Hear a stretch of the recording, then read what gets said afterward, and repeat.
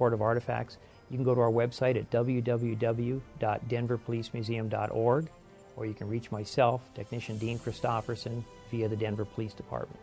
And I would like to take the time right now to thank you personally for your interest in the museum and any support, and an opportunity that we've had now to tell you how important this is to not only the rank and file men and women of the police department, but to the community itself at large.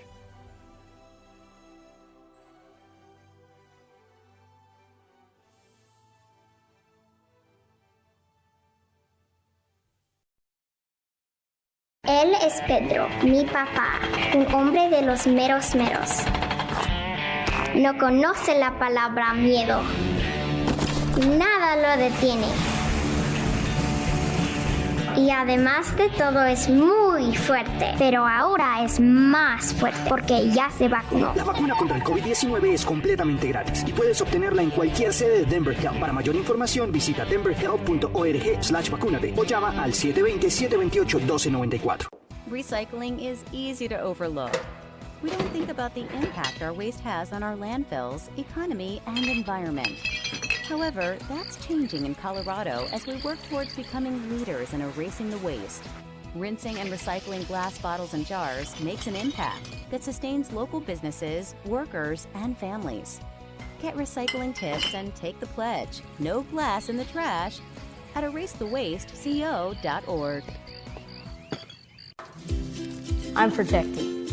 I'm covered. I'm ready. Are you? It's back to school time, and you need to make sure your children are up to date on their vaccinations. Children from preschoolers to college students need vaccines. Vaccines not only protect your child, but also their classmates, teachers, and family. School starts soon. Make sure vaccines are on your school supply list. To find out more, go to coloradoimmunizations.com. Honorary Forest Ranger Betty White here, lending a hand to my dear friend Smokey Bear. Because for years, he's only said, only you can prevent wildfires. But there's a lot more to say. Like, if you park your car on tall, dry grass, the hot exhaust pipe can start a wildfire. So keep the animals safe, especially the cute shirtless one. Go to SmokeyBear.com to learn more about wildfire prevention. I can do this.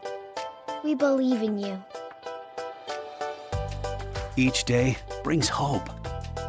Every day, millions of people celebrate their recovery from addiction and mental illness while others begin their journey. Be a part of it. Tell your story. Join the Voices for Recovery. Together, we are stronger. For 24-hour free and confidential information and treatment referral for mental or substance use disorders for you or someone you know, call 1-800-662-HELP. No more, he didn't mean it. No more, she seems fine to me. No more, not my problem. No more, she was drunk. No more, he was drunk. No more, she was asking for it. No more, he didn't mean it. No more, why didn't she tell anyone? No more, we don't talk about that. No more bystanding. No more ignorance. No more excuses. No more.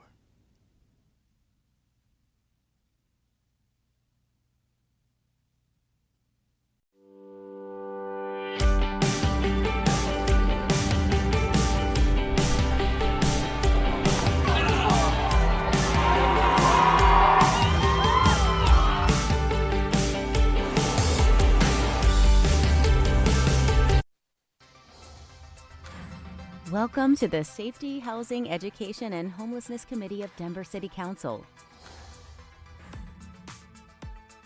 The Safety, Housing, Education, and Homelessness Committee begins now.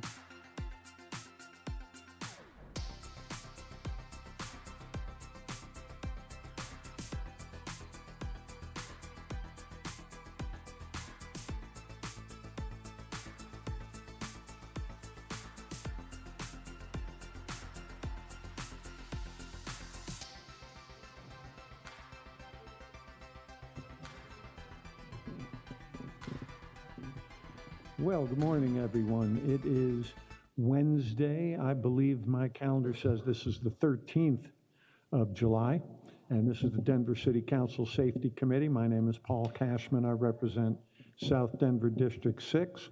I have the pleasure of chairing this committee. And before we get into the day's agenda, I will ask my colleagues to introduce themselves, starting on the far end of the dais. Good morning, Amanda Sawyer, District 5. Good morning, Mr. Chair. Stacy Gilmore, District 11. Good morning, Kevin Flynn, Southwest Denver, District 2. And I see we have Councilwoman Sandoval from District 1 with us as well. And I believe we have District 9 Councilmember Sedabaka joining us online this morning. We have one action item on today's agenda, 22-0804, which makes a minor change to our Denver Revised Municipal Code related to the funding of the Denver preschool program. I'll start by turning the floor over to Melissa Januszewski of the Office of Children's Affairs to introduce the topic. Good morning, council members. I do have packets for all of you. I don't know how to get them over. We hire a courier. We'll get them across. Yeah. Well, I'm Melissa Januszewski, the Executive Director to the Office of Children's Affairs, and I'm here today with our partners from Denver Preschool Program to ask for a change to the Denver Revised Municipal Code that would allow DPP to pursue other opportunities, including universal pre-K, beyond disseminating the city's sales tax revenue. Our office and Denver Preschool Program have a 15-year history of partnering together to bring affordable, high-quality preschool to children and families, and we know that when children are connected to high-quality preschool programs, we are building up those protective factors and supporting them on the continuum as they transition into adulthood. Our office fully supports this code amendment and has absolute confidence in DPP's ability to continue its trusted partnership with the city while expanding its role in the overall early childhood landscape through contracts with the state or other entities as opportunities arise in the future. Since DPP's inception, the city has modeled multiple special revenue funds after DPP, and DPP has evolved to meet the needs of the city and its residents. So we're here today to request that some changes be made to the Denver Revised Municipal Code to reflect where DPP is today, where children are also here today, and the role it's played in the changing landscape of early childhood education in Denver and Colorado. So I'll turn it over, I'll stop talking, to Elsa Olguin, Chief Executive Officer to DPP, to provide more background on why this code amendment is being requested, and she'll be presenting today. Elsa. I also mentioned that we have our city attorney representation from BMO in our office for any additional questions that come up. And I also see we have our budget director here today, Stephanie Adams. And let me also recognize our Council Pro Tem Torres is with us. Go ahead, Elsa, please. Thank you. Good morning. Thank you for the opportunity to be here today. It's wonderful to see you. You have the PowerPoint. I also have it on the screen, so I'm going to be running through that presentation. Is it going to show up now? Maybe not. But you do, there it is. Yes. So we have two sections to our report. We're going to go through the first one really fast, but I will make sure that if you have any questions, I can take them at the end. The first part of our presentation is our annual report, which we have to do to you on a regular basis as well, and the second is the actual request. So I'll walk you through that and then make sure that I stop for questions in between the two presentations. So the first portion of our report is our annual report to you. Just as a reminder that the Denver Preschool Program is now 15 years old and that we have served 65,000 children with $150 million in tuition credit during that time. A reminder that the vision for us is that we provide equitable access to quality early childhood education and the opportunity to benefit from its promise, a strong foundation for a successful future for our children.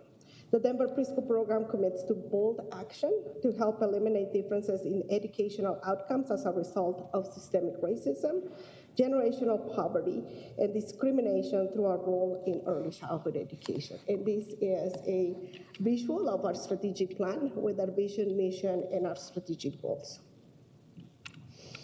In 2021, we were very lucky that we were able to provide significant financial support to our families. You will see that almost $20 million in tuition support went to our children.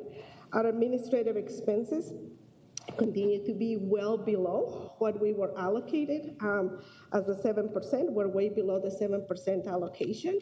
And that we have additional expenses that include outreach, contracted services for the work that we do, as well as the other resources for communication and enrollment. And of course, evaluation. Our tuition credit scale continues to provide is the primary avenue for support for the families. It is scaled to families' income and size, the length of school day that the child attends, and the quality rating of school, as well as they continue to be directly distributed to the child's school on the family's behalf. The typical DPP participant in 2020-2021 was eligible for a free lunch. It was a tier 1 family, which is the highest need in our tuition scale. Those are families earning less than $26,500 per year for a family of 4, and attended a level 4 quality program for a full school day, which is our highest quality. And the current average cost of preschool in Denver is $12,390 per year, which is still more than the average tuition cost for college. And for most families, it still represents 20% of their income, and for some for Denver families, could be as high as 40% of their income. Without the assistance of tuition credits and support from public funders, this puts an early childhood education program out of reach for many earners with low wages.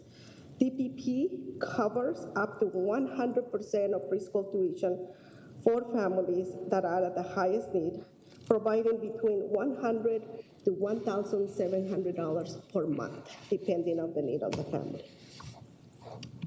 I will quickly say that the majority of the children that were served are children of color, 63%. The majority of our families are enrolled. We have in our 2 highest need tiers, which you will see on the next slide. And you will also see that our families are working. 72% of our families are asking for full day care. 17% is extended, and only about 11% is partial attendance at school, which is about half-time. We have been innovating as the needs of Denver continue to change, and have establishing several programs to continue to help our highest need families. One of them is our scholarship program. The DPP scholarship is one of our programs that we will continue to move into the future. We piloted for 2 years. We thought it was extremely successful, and we're going to move it forward for additional implementation. We have spent a lot of time working on equity and access, and really looking at the opportunities of what can we do beyond providing access to children, but really to ensuring that our highest need families in Denver are getting the most benefit that they need from the Denver preschool program. Our pilot programs also included additional opportunities to help providers and to help our families. Our providers are in as much need as our families are, so we continue to figure out how do we support providers, which is as important as it is on how we're helping our families. We have high-quality programs, which we have told you before that we are totally focused on only high quality, but we don't just require the high quality. We help our providers get to high quality level and maintain their status at a high quality level. And we have a list of all the programs that we do to ensure that they stay at high quality. We invest in high quality teachers, and we continue to provide scholarships, support, and resources to ensure that the teachers are ready to also serve our children. We know that quality is important because we have the research to show that the quality preschool experience is what is going to give us the indicators of success that we're going to be looking for our children start kindergarten. It increases the 3rd grade reading levels. It increases the high school graduation rates, as well as lifetime earnings for our community members. It also knows that it decreases the negative indicators of success, such as grade retention and remediation. We know that the long-term benefits are not only helping our children and our families, but they're also helping our communities. We measure high quality through the Colorado Shines Quality and Rating System, which is a state rating system that has been in existence for over 20 years. And it's our ability to implement our programs because we have an ability to also measure quality. We continue to be focused on informed choice, which is reaching out to all the families that we need at different levels. So it means that we are at the community with promotoras that are working at the community level to find the families, as well as all the other families in Denver. As you will see in this report, there are a lot of new programs that we started to support because our families were also still recovering from the pandemic. So we have partnered with Denver Public Library. We have been working with the bookmobiles, the little universities, the LENA program, and still piloting some programs on how to continue to support our families and providers as they are coming out of COVID. We also participated in COVID-19 testing and information resources for our families, and we continue to do that because for our families, they are still going through this process. Leadership in action. We continue to be champions of early childhood education, particularly at the state level at this point, as they are creating a new Department of Early Childhood. We have the data and the information to show how effective preschool investments can be. So we have also been assisting the state with the implementation of the Colorado preschool program. Today, which is the second section, I can stop here or continue unless there are some questions, which is our actual request to you. Please continue. Continue? Okay. So today we have some ordinance changes that we're requesting from you. The primary ordinance change that we have is a little bit later, but I first want to inform you that yesterday the Finance and Governance Committee had on their consent agenda this initial request for a fund balance of $600,000 that was at the city from the very beginning. The second request that they consider was giving the $600,000 unappropriated fund balance back to DPP. Today, what we're asking is that we have the opportunity, these are the two that they looked at yesterday. Here's the one that we are asking for your consideration today. We're asking you to amend the Denver Revised Municipal Code, Article 3, Section 1121, to strike the word soul from the Denver Revised Municipal Code to allow the Denver Preschool Program to pursue additional funding opportunities and programmatic services beyond administering programming under the contract with the city. Our mission continues to be the same, that is to champion, fund, and increase access to quality early childhood education in our community. The original agreement with the city and subsequent amendments did not foresee the development of the Colorado Universal Preschool Initiative or other opportunities to support ECE. Supporting universal preschool and other childhood programs, the Colorado Universal Preschool and other early childhood programs, is consistent with the Denver Preschool Program mission and the intention of the voters. We will follow DPP's current bylaws and not commingle funds. It is important to leverage our expertise for other programs to support Denver families in gaining access to high quality education, hence our request to you, because we are pursuing the opportunity to be the intermediary for Colorado's Universal Preschool. These are the companion bills that I mentioned were yesterday at the Finance and Governance Committee. And let's see, I think that is all that I have, and I'll be happy to stop for questions. Thank you for the presentation. First up with questions, Councilmember Flynn. Let me welcome Councilmember Kinich to the dais as well. Thank you. I'd like to ask Stephanie a question on the fund balance measure. Have we examined the annual reports of the program to see what the fluctuations were, such that Department of Finance is satisfied that that this unappropriated fund balance would not be needed?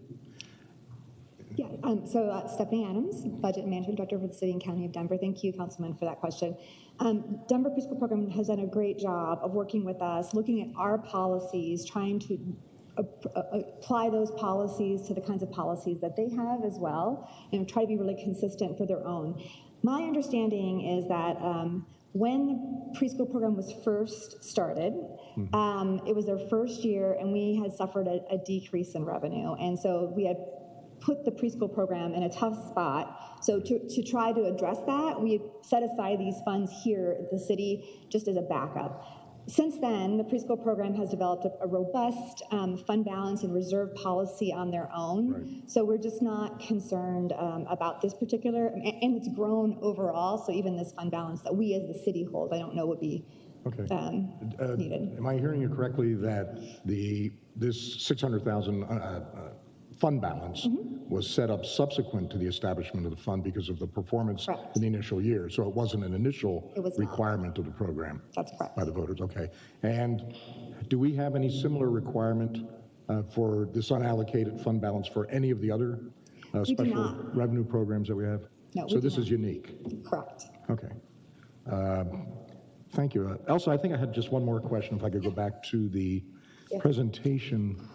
I had a question on one of the slides. The pie chart that you had said that there was $19.9 million in tuition credits, but then the next slide on 7 says that the total amount of tuition credits was $15.1 million. Why am I seeing different numbers on slides 6 and 7? I suspect that I'm going to clarify this. That last year we started serving 3-year-olds as well as 4-year-olds, and that the number that you're seeing on the $15.1 million is for the 4-year-old program. Is that correct? So is it that maybe when you say 20 to 21, the program year is different than auditing 2021? So they're got it. Yes, that is correct. So the 19.1 does include the 3-year-old program plus the scholarship program, which we count as tuition support because it was part of that package. Okay, thank you. That's all, Mr. Chair. Appreciate it. Thank you. Council Pro Tem Torres. Thank you, Mr. Chair. Hi, Elsa. Hello. This may be a question for you, might also be for Jason. I'm not sure. In removing the word soul, I understand that speaks to broadening up the sources of funding that you're able to receive. Correct. Would it potentially open up how or who you serve with that funding? So could it, does it also allow you to maybe move beyond preschool? Oh, the younger children, right? Perhaps. No, it does not allow us to go to younger children. That will require going back to the voters and having a new ballot initiative. Our ballot initiative indicates 3- and 4-year-olds. Okay, super clear. Anything else? Okay. Okay, thank you. Thanks, Mr. Chair. Thank you. Councilmember Kinich. Thank you, Mr. Chair. And I was listening on my way in, so I did get to hear your presentation, Elsa. Thank you for the work you all do. Thank you. Just to clarify on Councilwoman Torres' question, it would require a vote of the people to change the use of the city sales tax. But for example, if you were to get a grant or something like that, you might be able to do something with younger children, for example, without necessarily needing to change the statute or ordinance related to the sales tax. Is that right? That is correct. Okay, so to use the city money differently, there'd need to be something else. That is correct. But this gives you some flexibility to pilot, experiment, think about other ways to fill gaps, for example. That is correct. All right, and I'm very supportive. Thank you. I appreciate that. Yes, great. Thank you very much. Thank you. Councilmember Sandoval. Thank you. Thank you, Mr. Chair. Just want to say that I am the City Council representative who serves on the board. When Council President Gilmore got elected, she appointed me on the board, so I've been serving for the last 2 years. And just want to say, during COVID, Elsa and this program came up with the idea of serving 3-year-olds, and it was innovative. and it was what our community said it needed. And so I just hope my colleagues can support a program that when community says that they need to be flexible, that we allowed them to be flexible. The board approved that, of being able to, and this will be the second year going in, that they will be able to serve a small percentage of 3-year-olds. And all the data shows that when you have kids in preschool, they go on to do amazing things. Both my children were part of this program. My daughter's 20, my son's 18, so a long time ago. And as a stay-at-home mom, I couldn't afford preschool, and it was out of reach. And I remember getting called from DPS saying that my daughter, who is 4 years old, was able to get this program. And I didn't even know about the program. She was just enrolled at Sandoval Elementary School in Northwest Denver. And for a stay-at-home mom, it made a world of a difference to know my daughter was able to go to all-day preschool. So thank you for your work, and it's been an honor to serve on this board. And thank you, Councilwoman Gilmore, for allowing me to serve in this capacity. And I hope my colleagues can support this. Thank you. Thank you, Mr. Chair. Thank you, Council President Gilmore. Thank you, Mr. Chair. Just want to say thank you, Councilwoman Sandoval, for your service as a board member and the great work, Elsa, that you and your team do. Having served on the board, I think I was maybe on there 3 or 4 years, and so it was an amazing experience, and just your diligence and your intentionality around how you're looking at serving more with what you have, but then also being an advocate and a leader within this space, especially with early childhood education and resources. And so I want to say a sincere thank you to you and your team, all of the hard work that all of the staff at Denver Preschool Program put into serving the youngest and most vulnerable and beautiful constituents that we have in this city, especially around young children. And so thank you for your work. Thank you. Thank you very much. And I will fail to say that if I don't mention how lucky we are that we had both of you on board because you have been invaluable in helping us with the Denver Preschool Program, the future direction. But also, just a thank you to the Office of Children's Affairs, the Budget Office, and the Legal Department that have been helping us with this process. They have been incredible as they have led this process for us to be able to do this work. Very good, and kudos to all of them as well. We know our city staff and city agencies, that should just go unsaid, but thank you for mentioning that, because it's so important for them to hear as well how important that partnership is really for our youngest constituents in the city and county of Denver. So thank you so much for your work. Thank you, Mr. Chair. Thank you. Elsa, I'm wondering, looking at, and you don't need to go back to it, but one of your earlier slides, you showed the average family income for one of the families you served at $2,300, yes. Which puts your average in the extremely low range of area median income. Yes. So I'm wondering if you know, how high do you reach into that AMI level with yes. your services? Yes, so we do know, I don't know if we have a slide. We do have the data.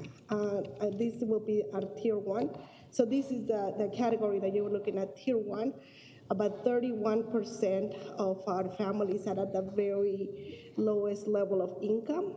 So that's 31% of the people that we serve. At that level, with our scholarship program and with our tuition support, we're able to, in most cases, provide free access to preschool. So we cover the full cost for some of the families that are at that level. We were particularly focused when we started reaching the kids for the 3-year-old program to start with tier 1, because we know that those families are in a very difficult situation right now. So it is that level. But as you will see, between tier 1 and tier 2, which is only up to like $54,000, maybe around $50,000 for a tier 2 family, that's the majority of the families that we're serving. So they're still very high need.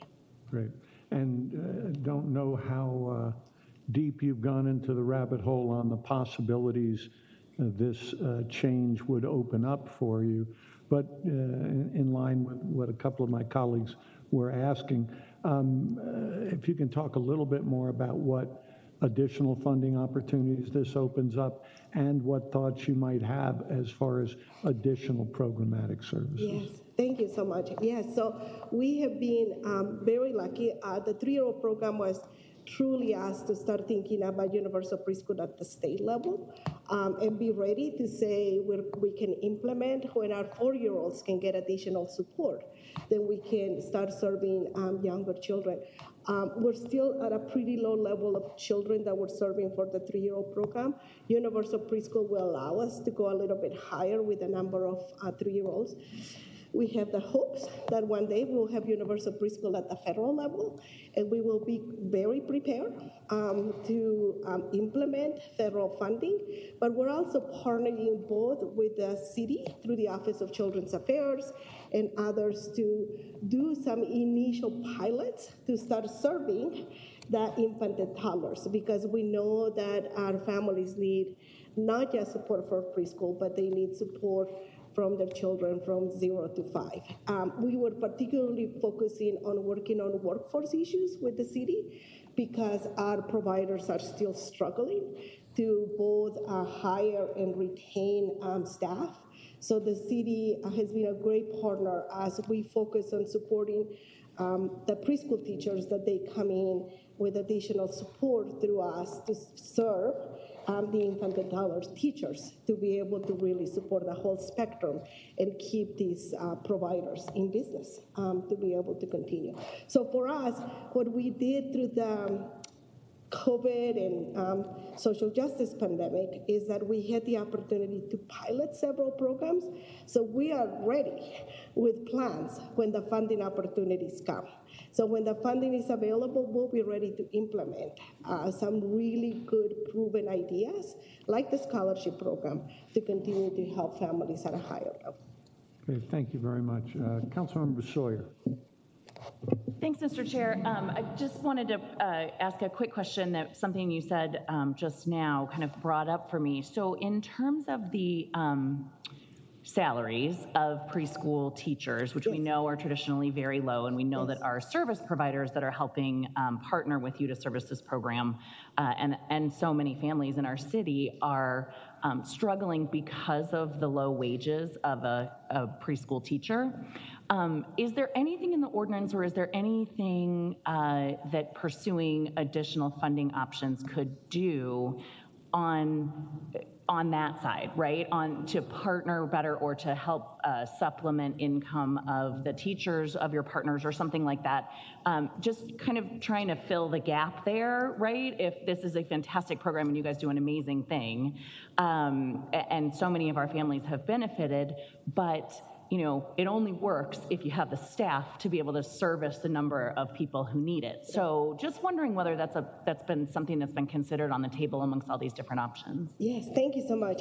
It is not in the ordinance, and it's not something that we have on the contract with the city, but what I can tell you is this, is that when we pay the cost of care at the level that we supported, when we're supporting the families at a significant number so that we're not discounting their tuition to say we're only going to pay this amount, we're able to provide sufficient funding to the centers so that they can continue to look at higher salary for their teachers.